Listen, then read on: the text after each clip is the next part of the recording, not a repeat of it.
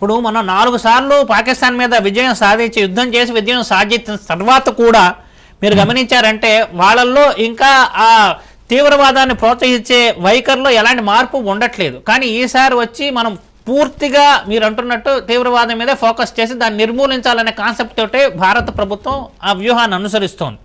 అంటే రాబోయే రోజుల్లో మీరు అంటున్నట్టు ఇప్పుడు ఇన్ని ఒప్పందాలు చేసుకున్న వాళ్ళు మారని పాకిస్తాను ఈసారి ఈ సింధు నది జలాల అంశంతో కానీ మిగిలిన అంశాలతో కానీ దారిలోకి తేవాలంటే మనం మాత్రమే దీని మీద ఒత్తిడి తెస్తే సరిపోతుందా? ప్రపంచ దేశాల నుంచి కూడా మద్దతు తీసుకోవాల్సిన అవసరం ఉంటుందా?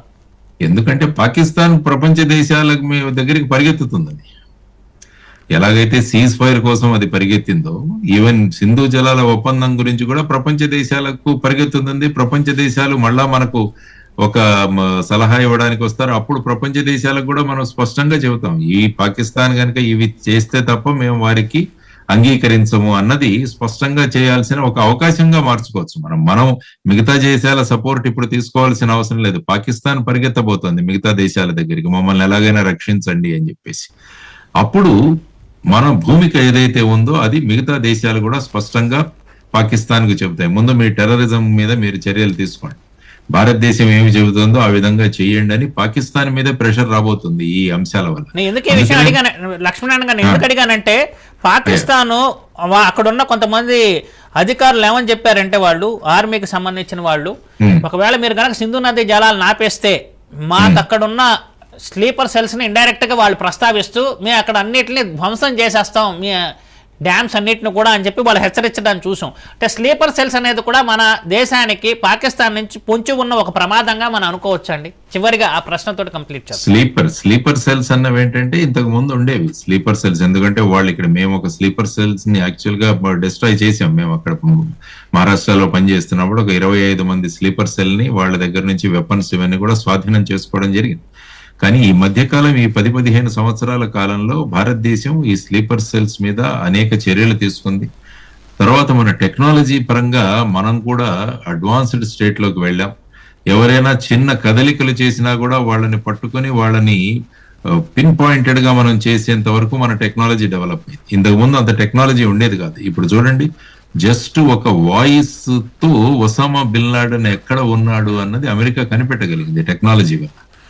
సో ఆ విధమైన టెక్నాలజీలో మనం బాగా ముందుకు వెళ్ళాం. కాబట్టి ఇటువంటి స్లీపర్ సెల్స్ ఇదెంత ఏంటంటే పాకిస్తాన్ ఆర్మీ చేస్తున్న ఒక రకమైన మేకపోతు గాంభీర్యం అంటాం దీన్ని. ఏమీ లేవు కానీ అయినా కూడా మేము ఏదో చేస్తామన్న ఒక దీంతో అక్కడ ఉన్న ప్రజలను రేకెత్తించడానికి, వాళ్లలో మళ్ళా ఇంటర్నల్ గా వాళ్ళకు విప్లవం రాకుండా ఒక సివిల్ వార్ రాకుండా వాళ్ళను వాళ్ళు కాపాడుకోవడానికి ఈ విధమైన స్టేట్మెంట్స్ చేస్తుంటారు.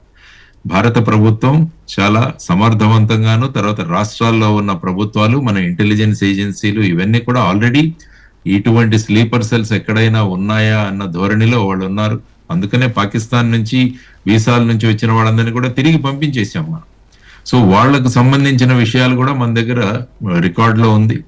కాబట్టి పాకిస్తాన్ ఇస్తున్న ఈ ఏదైతే ఈ విధమైన ఒక స్టేట్మెంట్ ఉందో ఆ విషయంగా భారతదేశం ఖచ్చితంగా చర్యలు తీసుకుంటుంది ఇన్ కేస్ ఆ స్లీపర్ సెల్స్ ఏవైనా ఉంటే.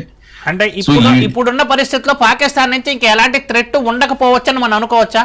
చివరిగా కంప్లీట్ చేయండి. పాకిస్తాన్ నుంచి భారతదేశానికి ఎప్పుడు డైరెక్ట్ థ్రెట్ ఎప్పుడు లేదు.